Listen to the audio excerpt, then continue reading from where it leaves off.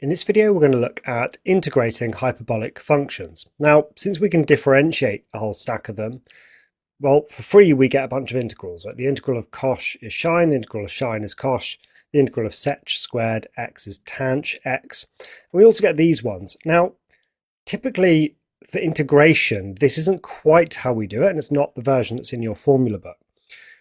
What do we actually do? We actually consider things that integrate to r sine x over a, r cosh x over a, and r tanh x over a, the same as how we do with the inverse trig functions. Now let's have a look at how we actually do this. If we had f of x is r sine x over a, and think about how we differentiate this. Well, by the chain rule, the derivative of r cosh of some stuff is we just sub all that stuff in here. So it's 1 over the square root of x over a squared plus 1, and then all multiplied by the derivative of x over a, which is 1 over a. And if you think about what we actually end up with here, well, if you multiply top and bottom of this fraction by a, well, what happens? You get a on the top, which cancels with this. And if you multiply this by a, well, you multiply the a inside the square root and it becomes a squared. And we end up with a squared times x squared over a squared, which is x squared, plus a squared. So typically what we see, or not typically, what we do see in the formula booklet is that the integral of 1 over root x squared plus a squared is r sine x over a. And in fact, here are the general results, and they're all derived in the same way. You can work through them if you like as a little exercise.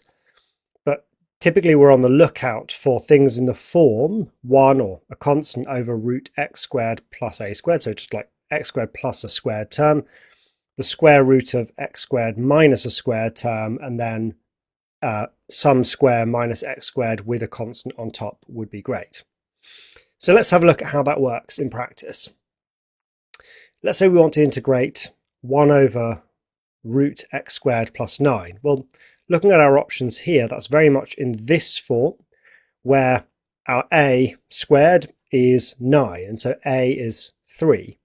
That means the integral of that is going to be r sine x over 3.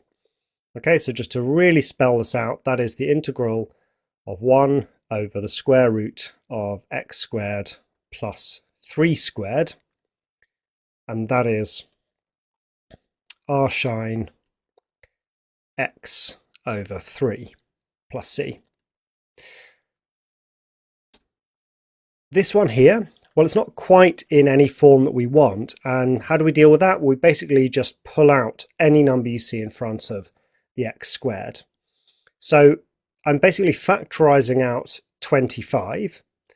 When I pull out 25, and then pull root 25 out as a factor, that's just 5. So this is the same as 1 over 5 root x squared plus, and then that's 9 over 25. So just to clean this up to make it as easy as possible to integrate, that 5 there pulls out here as a fifth. So it's a fifth times the integral of 1 over, and we want it to be in the form x squared plus a squared, and we do have that because it's x squared plus, and that's just 3 over 5 squared. So this is now in the r sine form, meaning that our integral is going to be a fifth of r sine x over 3 fifths. So x divided by 3 fifths is 5x over 3. And there is our integral. Okay, what about this one? Well, this one is in the r cosh form because we're looking for x squared minus a square number there. So again, just to really spell it out, you don't need to do the step. It's just useful when you're learning, I think, to see this. This is the integral of 1 over the square root of x squared minus 3 squared dx. And that's between 6 and 9. So the integral of that is r cosh x over 3. And I'm subbing in values of 6 and 9. So we have r cosh 9 over 3, which is 3, minus r cosh, oops, a few too many letters in there, 6 over 3, which is 2. So it's r cosh 3 minus r cosh 2. We can work that out because r cosh 3 is ln 3 plus the square root of 3 squared minus 1. So that's just that.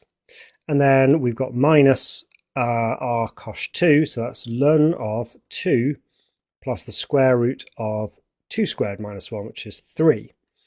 Finally, we could combine this into a single logarithm if we liked. Is that useful? Maybe.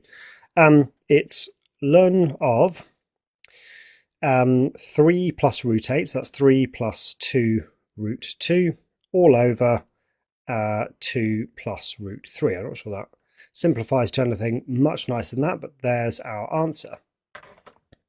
Okay, let's try one more here. Express 4x squared plus 4x plus 26 in the form ax plus b squared plus c.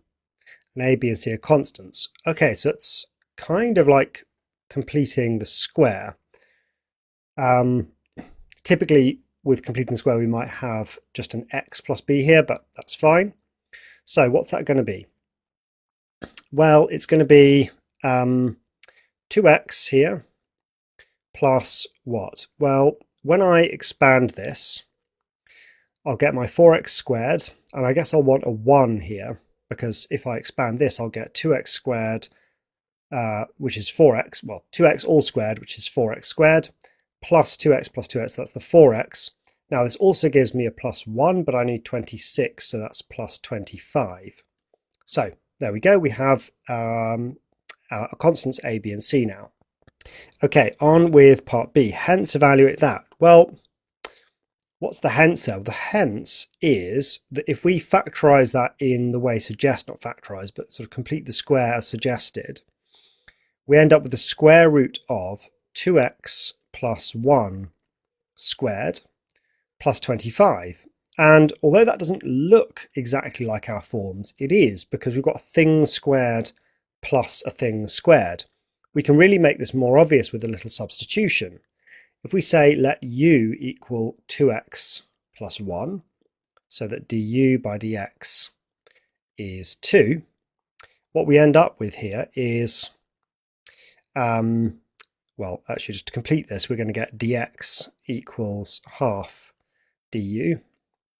So we end up with a half from this divided by u squared plus 25, the square root of u squared plus 25 du. And now this is in exactly the form of r shine. So our answer there is half from this, and then it's r shine u over 5, because that's 5 squared, plus c, and all we need to do is convert that back into x. So we get half r shine, and it's not u, it's 2x plus 1 all over 5. It's kind of a neat way of doing that. If you can complete the square, so you can, in theory, you could have any quadratic there and force it into a form that you could use one of these formulas for. Okay, that's all for now. See you in the next video.